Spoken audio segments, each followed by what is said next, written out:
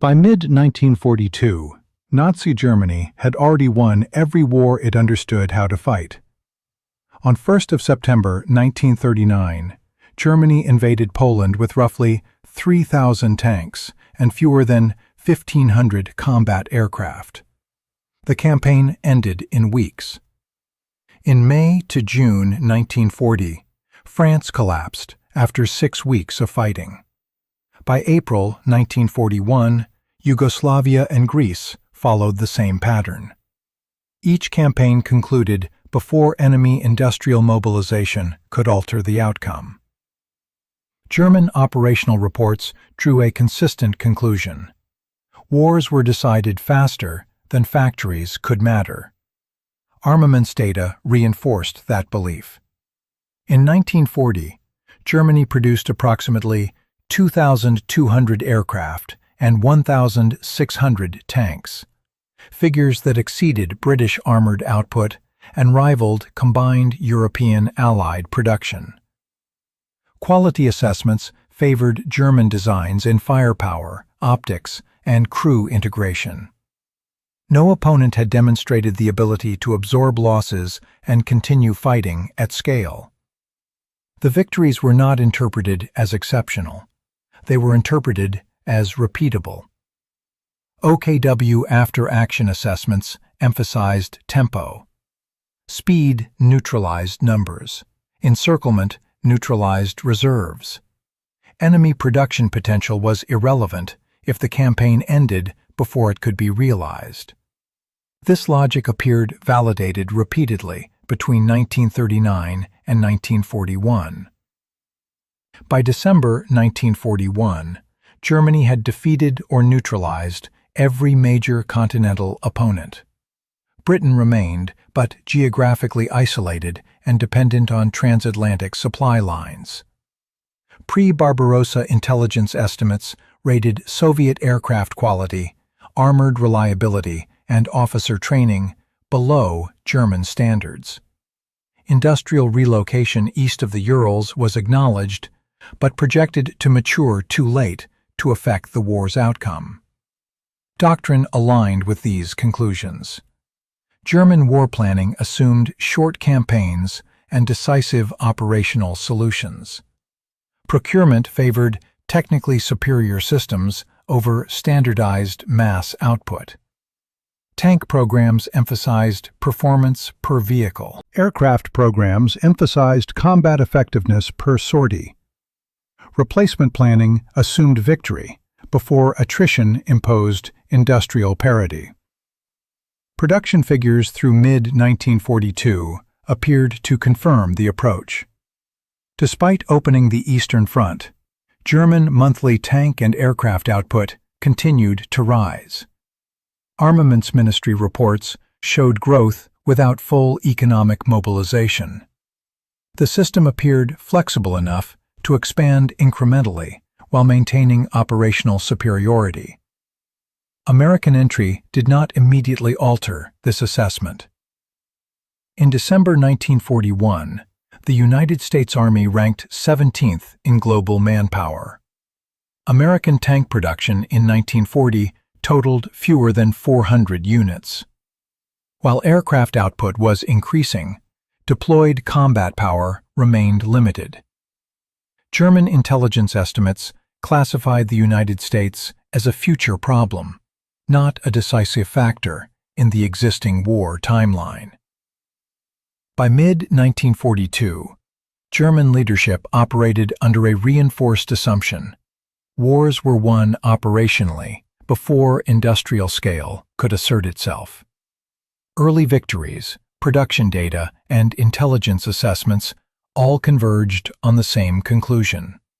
The system was coherent. The timeline appeared controllable. The problem seemed solved. The first contradiction did not appear on the battlefield. It appeared in production reports. On 7 January 1942, President Franklin D. Roosevelt announced the U.S. Victory Program targets: 60,000 aircraft in 1942, 125,000 in 1943, alongside tens of thousands of tanks, trucks, and artillery pieces. German intelligence received these figures within weeks. OKW analysts initially dismissed them as political exaggeration, noting that U.S. aircraft production in 1940 had been under 6,000 units. Within months, the numbers stopped being abstract. By the end of 1942, the United States produced 96,318 aircraft, exceeding Roosevelt's stated target by over 50%. In the same year, Germany produced approximately 15,500 aircraft, despite fighting on multiple fronts. This was not a marginal gap. It was an order of magnitude divergence. German planners had assumed industrial scale would arrive slowly and unevenly. Instead, American production curves rose vertically. Logistics data intensified the contradiction. In 1942 alone, U.S. factories produced over 24,000 tanks, while Germany produced fewer than 6,000. American truck output exceeded 400,000 vehicles in a single year. German logistics reports increasingly referenced shortages not of weapons, but of transport capacity. Units had equipment but lacked fuel, spare parts, and mobility. These discrepancies collided directly with German doctrine. German operational planning assumed that campaigns would conclude before replacement depth mattered. Attrition models were built around limited loss tolerance, with the expectation that enemy forces would fracture first. American production negated this assumption. Losses did not reduce Allied combat power. They triggered replacement flows. Evidence accumulated across theaters. In North Africa in late 1942, German and Italian forces inflicted tactically significant losses on U.S. units at Kasserine Pass. Within weeks, American formations returned with increased armor density, improved logistics, and reinforced air support. German after-action reports noted that enemy units appeared restored faster than anticipated. Loss inflicted no longer translated into advantage. At sea, the pattern repeated. During the Battle of the Atlantic in 1942, German U-boats achieved record sinkings along the U.S. East Coast. Yet by mid-1943, Allied shipbuilding overwhelmed losses. The United States alone launched 2,710 Liberty ships, each constructed in weeks rather than months. German submarine losses became irreversible, not because tactics failed, but because replacement rates could not match Allied throughput. German leadership misread these signals.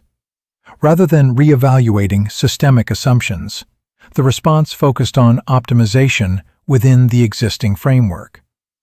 Armaments Minister Albert Speer increased output through rationalization and labor exploitation, achieving real gains by 1943 to 1944.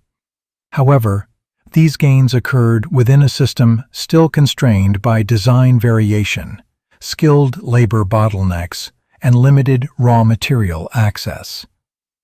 German production improved linearly. American production scaled exponentially.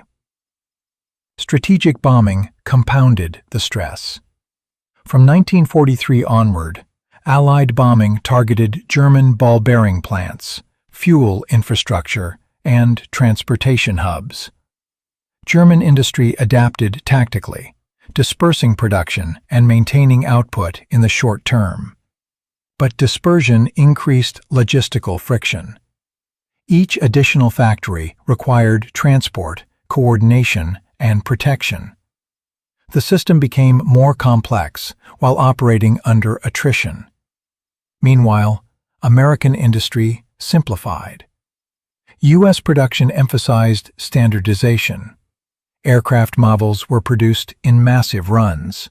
Ship designs were frozen. Tooling was duplicated rather than optimized for uniqueness. The goal was not efficiency per unit, but speed of replacement at scale. Losses were assumed, planned for, and absorbed. The contradiction became structural. German strategy relied on decisive operational outcomes to prevent prolonged industrial war. American strategy accepted prolonged war as the operating condition. German systems sought to avoid attrition. American systems were built to endure it. By late 1943, German intelligence reports no longer questioned American capacity. They questioned timelines. Estimates acknowledged that American production now exceeded Axis output across every major category: aircraft, armor, shipping, fuel, and munitions. What could not be resolved was how to stop a system whose losses increased its output response. The belief that wars were decided before industry mattered was no longer supported by events. But institutional adaptation lagged behind reality. Failure was not triggered by a single defeat. It was generated by accumulation. By 1944, the outcome was no longer contested at the front. It was decided in throughput tables. In that year alone, the United States produced 96,500 aircraft, 49,000 tanks, and over 650,000 trucks. German production peaked the same year at approximately 40,000 aircraft and 18,000 armored vehicles, despite full economic mobilization under Albert Speer. The gap was no longer narrowing. It was widening under maximum German effort. This disparity exposed the final system boundary. German military effectiveness depended on unit superiority per engagement. American military effectiveness depended on force continuity under loss. These were not competing tactics. They were incompatible systems. On the battlefield, the difference manifested operationally. American doctrine assumed losses. Tactical planning integrated replacement timelines directly into operations. Divisions rotated, reconstituted, and returned to combat within weeks. Equipment losses triggered resupply pipelines that had already been running at scale. Command structures emphasized standard procedures so new units could integrate immediately. German doctrine assumed decisive outcomes. Tactical excellence was expected to prevent prolonged attrition. When attrition occurred, recovery depended on skilled labor, specialized parts, and intact transport networks. Losses degraded combat power faster than they could be replaced. Air warfare revealed the imbalance with mathematical clarity. In early 1944, the Luftwaffe still possessed experienced pilots and technically capable aircraft. What it lacked was replacement depth. Pilot training pipelines had been shortened to meet demand. Fuel shortages reduced flight hours. Aircraft production increased, but trained crews did not scale proportionally. Each loss reduced system capability permanently. American air forces operated under inverse logic. Pilot losses were expected. Training output exceeded frontline attrition. Aircraft losses were absorbed by standardized production. Command and control systems distributed decision-making across formations, allowing units to continue operating despite node losses. Air superiority became cumulative, not fragile.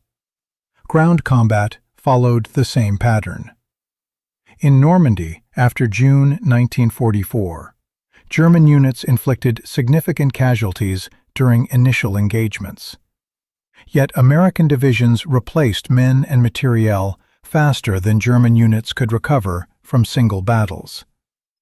German operational reports repeatedly noted that enemy formations returned restored, while German units consolidated downward.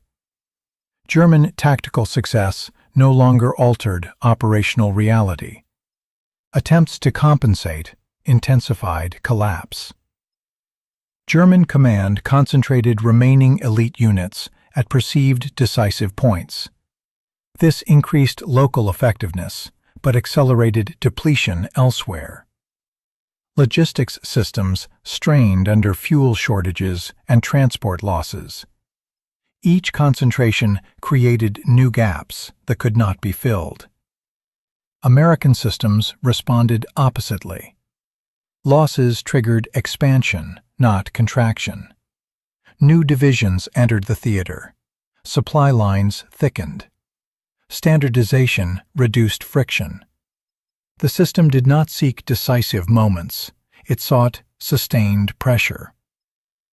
By late 1944, German intelligence assessments acknowledged that American output exceeded Axis production in every relevant category: aircraft, armor, fuel, shipping, and munitions. The problem was no longer how to win, it was how to delay. The decisive moment had already passed. It passed when one system was built to end wars quickly, and the other was built to continue wars indefinitely. At that point, tactics became noise. The war did not end because Germany was defeated in battle. It ended because the German system reached a limit the American system never approached. Industrial throughput defeated operational brilliance.